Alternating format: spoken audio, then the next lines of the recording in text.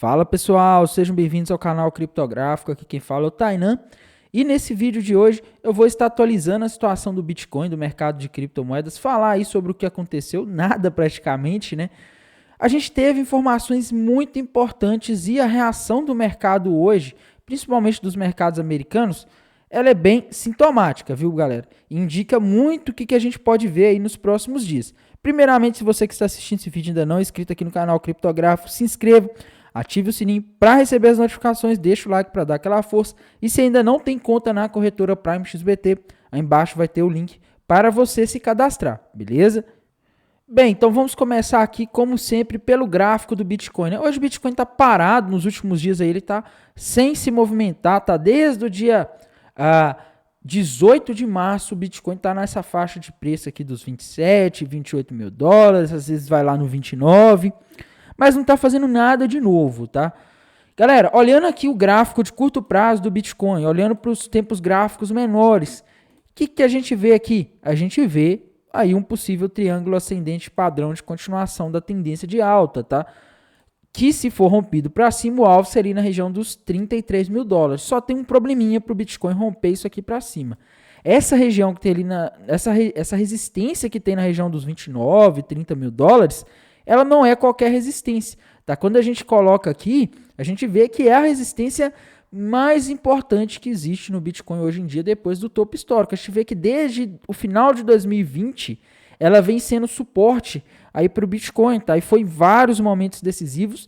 Então a gente sabe que é uma resistência forte e que não é fácil o Bitcoin romper isso aqui para cima. Então isso, na minha visão, gera um cenário gráfico difícil de chegar a alguma conclusão e montar uma operação, tá? Porque a gente está vendo duas coisas aqui, né?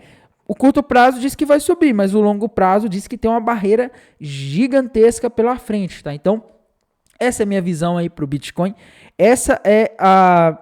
E é por isso, galera, que eu assim não estou abrindo novas posições, tá? Eu estou só com uma posição vendida, que eu já comentei aqui no vídeo no dia que eu abri.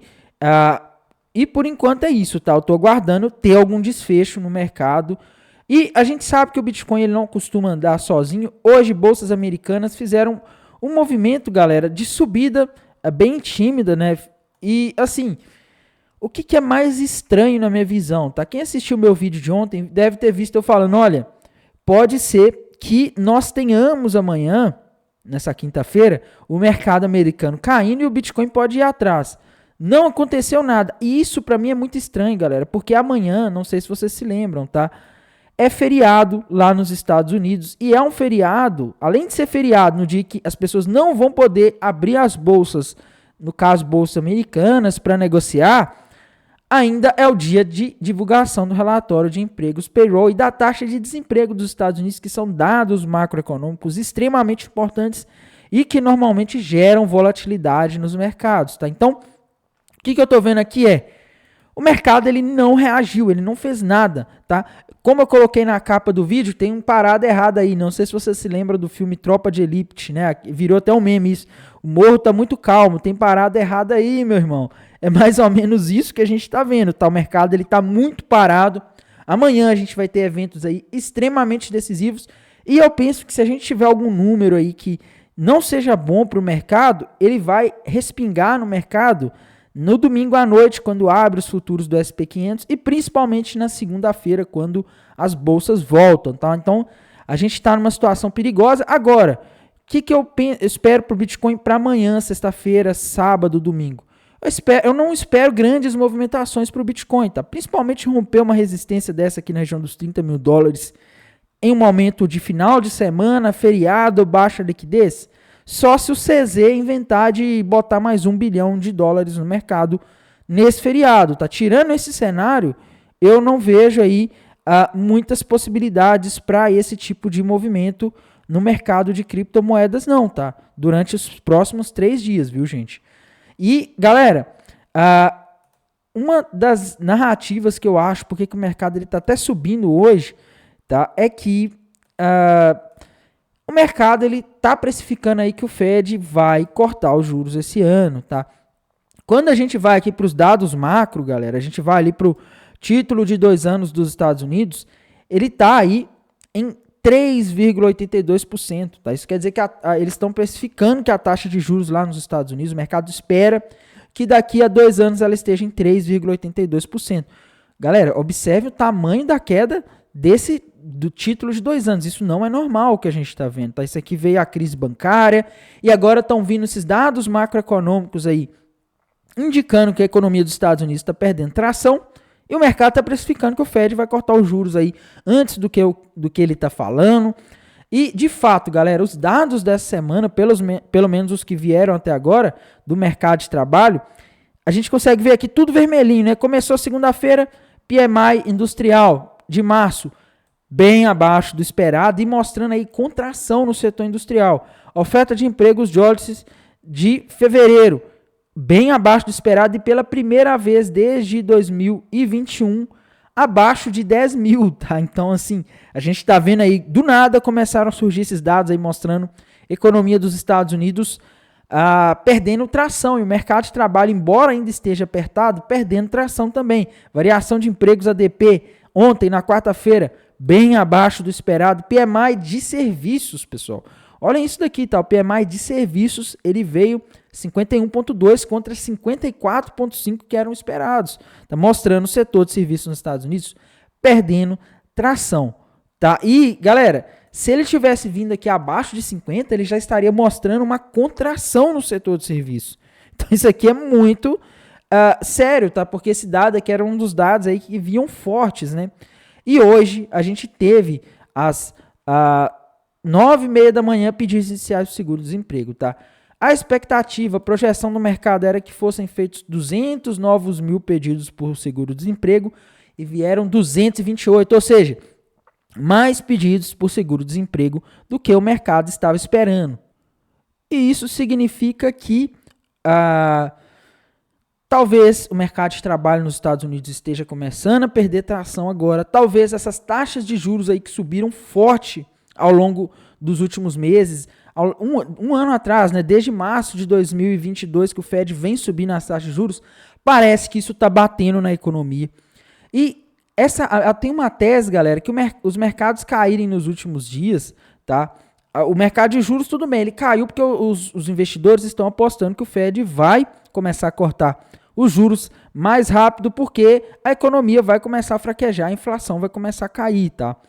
Mas no mercado americano, a gente viu quedas aí nos alguns dias em que os dados macroeconômicos ruins eram divulgados. Muitas pessoas ficaram se perguntando, e me perguntaram aqui também nos comentários, mas Tainan, não eram os dados ruins, não eram bons para a economia?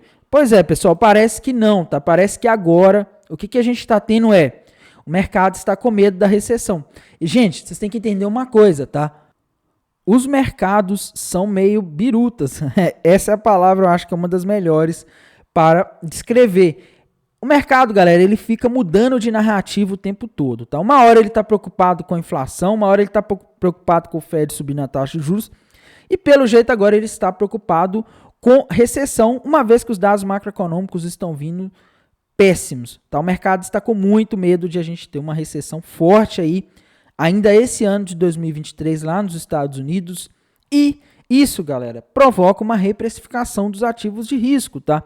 No caso do SP500, por exemplo, o Nasdaq, provavelmente se a gente tiver uma recessão, eles vão cair, porque durante a recessão, galera, as empresas passam a faturar menos, tá? SP500, Nasdaq, Ibovespa, esses índices, eles representam aí várias ações de várias empresas que o lucro delas muitas vezes vai estar dependendo da economia real, do que está acontecendo no mundo.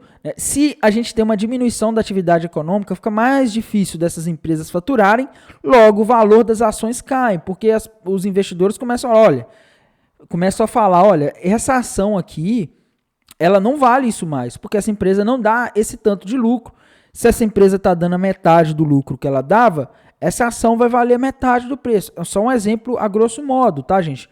E isso aí acaba pondo em risco do SP500 fazer uma correção. Difícil saber o dia, difícil saber quando de fato nós vamos estar em recessão, mas fato é, a narrativa que o mercado está seguindo agora é de que esses dados macroeconômicos estão indicando uma recessão e que isso pode provocar uma reprecificação nas ações e nos ativos de risco. E o Bitcoin, na minha visão, como sempre, ele vai aí atrás das bolsas americanas, tá? Pelo menos é o que a gente tem visto aí nos últimos tempos, nos últimos anos, na maior parte do tempo o Bitcoin ele vai atrás, e principalmente nesse contexto em que as taxas de juros estão muito altas, né, pessoal? Não tem jeito, tá? E, galera, como se não bastasse, na semana que vem, na quarta-feira, vai ser dia aí de dados de inflação nos Estados Unidos, tá? O famoso CPI. E aí nós vamos ver como de fato as coisas estão, né? E galera, sabe o que é mais perigoso que eu estou vendo agora? É isso daqui chamado petróleo, galera. Petróleo tá subiu forte nos últimos dias, porque a Arábia Saudita e outros países da OPEP concordaram de cortar a produção, isso aí fez o preço do petróleo disparar, né, para 80 e quase 85 dólares. E agora vai chegar o verão americano em breve, tá? Verão americano, no verão americano normalmente nós temos o aumento do consumo de petróleo. A gente viu isso aqui no ano passado, tá? Então o Fed está tentando combater a inflação e aí vem a Arábia Saudita e os países da OPEP cortam a produção de petróleo, joga o preço do petróleo para cima. Na véspera do verão americano, a gente viu ano passado qual foi a mistura de sanções contra a Rússia, causando um aumento do preço do petróleo, com o verão americano, né? Aumento de demanda e diminuição de oferta. Preço subiu, tá? E agora a gente pode ter algo parecido, o que pode atrapalhar o Fed a combater a inflação, tá? A gente tem dois tipos de indicadores de inflação principais, pessoal. A gente tem o núcleo, tá? A gente tem o CPI, por exemplo, né? Ou o PCI, que ele vai englobar ali vários fatores que impactam a inflação, né, como, por exemplo, itens voláteis. E a gente tem o núcleo, tá? O núcleo, ele exclui itens voláteis. O núcleo andou dando uma acelerada aí nos últimos tempos. A gente ainda está tendo um crescimento da inflação. O que acontece, pessoal, que muitas pessoas não estão entendendo, muitas pessoas me perguntaram aqui outro dia, tá? É que se o petróleo subir, continuar subindo aí nos próximos dias, o que vai subir vai ser o índice cheio, tá? O índice de preço ao consumidor normal, não núcleo. Só que se o índice começa a subir, os preços das coisas voltam a aumentar mundo afora, principalmente energia. E o que acontece? Aquele processo inflacionário que eu falei com vocês, que está na mente das pessoas, na mente dos empresários, ele vai ser reforçado se isso acontecer, tá? Por quê? Qual que é essa inflação aqui que o núcleo mede? Inflação de aluguel, inflação de serviços. Esses tipos de inflações são mais difíceis aí de você combater. Esse tipo de inflação, geralmente, ele vai subir quando você tem, no caso, por exemplo, a inflação de serviços, a inflação de aluguéis, as pessoas reajustando os preços, tá? O proprietário de um imóvel, ele vira pro inquilino e fala, olha, o preço de tudo está subindo aí nos últimos tempos, muita inflação, eu vou reajustar em 10% o aluguel. Ah, mas aí o inquilino fala, mas não faz sentido, a inflação já não está assim. Não, mas nos últimos tempos está assim, então eu vou reajustar assim. É por meio dos mecanismos de indexação da economia, pessoal. A famosa inflação inercial, tá?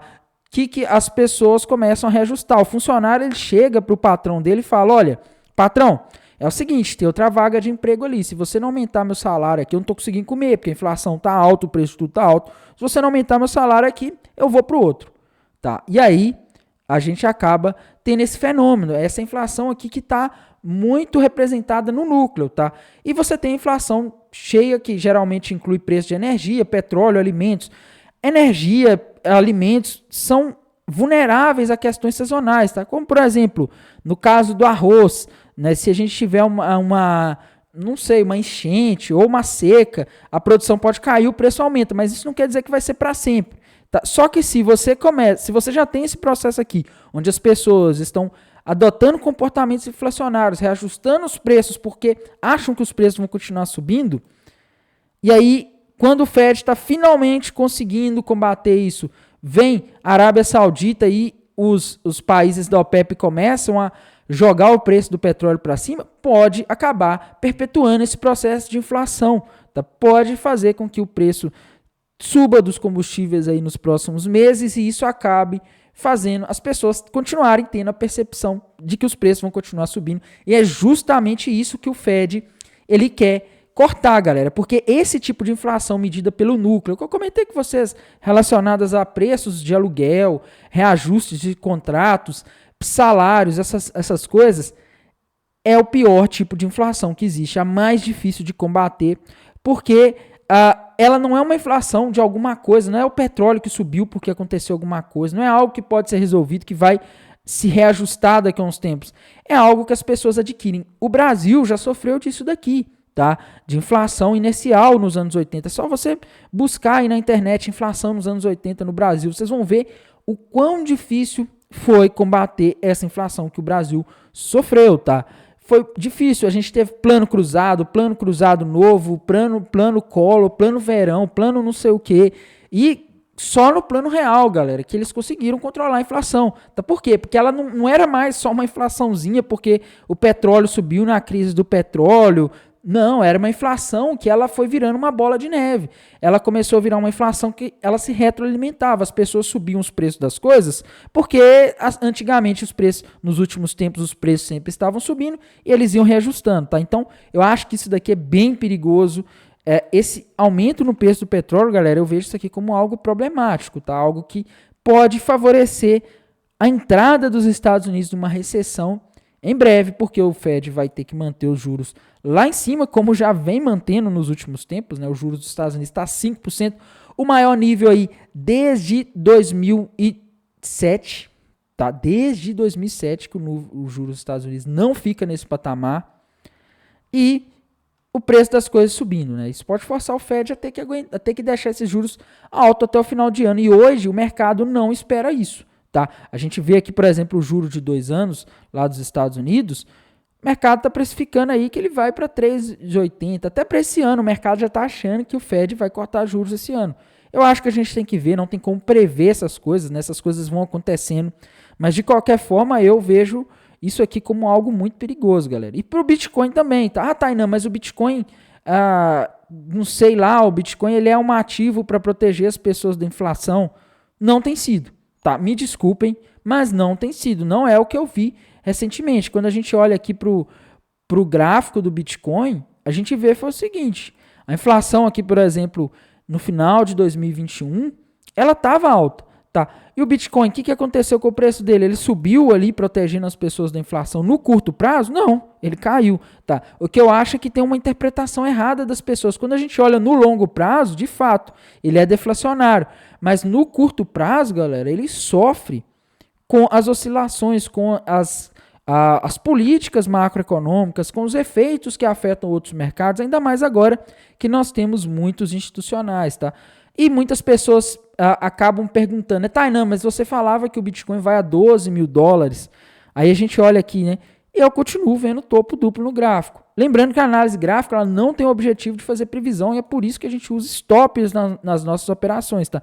Mas de qualquer forma, galera, o alvo tá lá, tá? O gráfico do Bitcoin aqui, ele diz 12 mil dólares é possível. Topo duplo aqui tá projetado nos 12 mil. Tem uma chance grande, a gente tem que lembrar que os juros nos Estados Unidos eles vão ficar altos aí por muito mais tempo. E a gente tem que lembrar que o que fez os mercados corrigirem ali a partir de a partir do final de 2021 foi o aumento dos juros, tá? Juros começou a aumentar, mercado começou a corrigir. A gente consegue ver aqui até uma correlação, né? A gente vê aqui em cima o gráfico do Bitcoin caindo e os juros subindo, tá? Juros faz com que não valha a pena ficar deixando dinheiro em ativos de risco, pessoal. Principalmente para brasileiros hoje em dia, não tem nada mais seguro e melhor do que você deixar o seu dinheiro na renda fixa. Essa é a verdade. Nos Estados Unidos, a inflação ainda está na casa dos 6, o CPI, o juros está na casa dos 5, mas a expectativa é que isso mude em breve. A expectativa é que essa inflação caia. Tá? E esses juros eles vão acabar, em algum momento, podendo ficar aí juros reais positivos. Tá? Então, é isso, tá, gente? Eu acho que a situação está bem complicada. Bitcoin para os próximos dias não vejo grandes movimentos, mas eu não consigo ver motivo para o Bitcoin estar nesse patamar, galera. E nem mesmo para o SP500. Eu acho que o SP500 está caro. Está com a taxa de juros no recorde aí desde 2007. Ao mesmo tempo em que Pode haver uma recessão em breve, bancos quebraram aí um pouco tempo atrás, tá? E o mercado tá na festa, né? Tá como se não tivesse amanhã, tá? Eu acho que esse cenário é bem perigoso. Eu acho que uma hora essa conta vai chegar e muita gente pode se perguntar, né? Mas Tainan, então se o Fed vai começar a cortar os juros em breve, se o mercado está esperando isso, quer dizer que o SP500 pode subir mais, né? Aí que vem algo que na minha visão é um pouco perigoso, galera. A gente vê aqui a taxa de juros de 2 anos lá dos Estados Unidos, ela já está em 3,8, ela já caiu bastante. Tá? Se ela já caiu, o mercado já está precificando. O pior é se a gente tiver algum dado ou alguma informação, por exemplo, na ata do Fed, que vai ser divulgada na próxima quarta-feira, no mesmo dia do dado de inflação, que diga que não, tá? Que diga que o Fed vai manter mais alto esses juros do que o mercado está esperando. Isso aí poderia ser perigoso, tá? Então, assim, o mercado, pelo visto, ele já precificou, ele já entendeu que os juros serão cortados. Aí ele está desde o início do ano contando com esse cenário. O Bitcoin subiu, tudo subiu, apostando nesse cenário. Tá? Agora, se a narrativa mudar, se as coisas começarem a ficarem mais difíceis para os mercados, pode ser que a gente tenha uma correção, até porque está tudo muito caro, galera. Como eu já falei com vocês, tá? Tem uma simetria gigante. O SP500 hoje ele está no mesmo nível de quando a taxa de juros lá nos Estados Unidos estava em 1. Tá? A taxa de juros lá nos Estados Unidos hoje ela está em 5. Mas o SP500 está assim, no mesmo patamar, galera, de quando a taxa de juros estava começando a ser elevada pelo Fed. Tá? Aqui a gente vê agora a taxa de juros em 5 e o SP500 acima dos 4 mil pontos. Tá? E quando a gente olha aqui um ano atrás, né, final de março, abril, podemos ir lá para maio, né, final de abril, aqui quando o SP500 chegou nessa região dos 4 mil pontos, tá? Um ano atrás. O que a gente vê aqui, galera? A taxa de juros dos Estados Unidos estava na casa de 1%. Tá? Agora ela está 5% e o SP500 está no mesmo nível. Tá? Isso aqui, na minha visão, é uma distorção gigantesca, galera.